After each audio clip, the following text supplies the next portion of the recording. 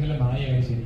അപ്പം അത് ചെയ്യുന്ന കഥാപാത്രങ്ങളായിട്ട് നിലനിൽക്കാൻ പറഞ്ഞാൽ ആളുകളുടെ മനസ്സിൽ നിലനിൽക്കാൻ പറയുന്നത് വലിയൊരു കാര്യമാണ്. അപ്പം ഉസ്താദിന് പപ്പയുടെ കഥാപാത്രം ഇങ്ങനെ ഒരു ഏട്ടനെ മീറ്റ് ചെയ്യാൻ സ്ക്രീനിൽ കാണുമ്പോൾ നമുക്കത് അത്രയും ഫീൽ ചെയ്യുന്നുണ്ട്. അപ്പോൾ ആ സമയത്ത് വലിയൊരു ഇതായിരുന്നു. ഇപ്പോൾ ഒരു ഫേസ്ബുക്കിൽ സ്റ്റാറ്റസ് കണ്ടാലും അല്ലെങ്കിൽ വാട്സാപ്പിൽ സ്റ്റാറ്റസ് ആകുമ്പോൾ നമുക്ക് കാണാറുണ്ട്.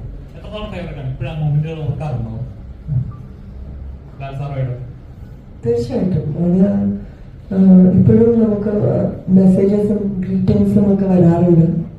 പിന്നെ അതൊക്കെ നിങ്ങളൊക്കെ ഉള്ളതുകൊണ്ടാണ് അതൊക്കെ ഓർത്തുകൊണ്ടേയിരിക്കാൻ പറ്റുന്നത്. നിങ്ങളൊക്കെയാണല്ലോ ഇതൊക്കെ ക്രിയേറ്റ് ചെയ്ത് മെമ്മറീസും റീൽസും ഒക്കെ ആയിട്ട് പിന്നെയും നമ്മളെ ഇങ്ങനെ മനസ്സിന് സന്തോഷം നൽകിക്കൊണ്ടിരിക്കുന്നത്. സോ സന്തോഷം തന്നെയാണ്. ഇപ്പോഴത്തെ ജനറേഷനും അതൊക്കെ ഓർക്കുന്നു എന്ന് അറിയുന്ന സന്തോഷം തന്നെയാണ്.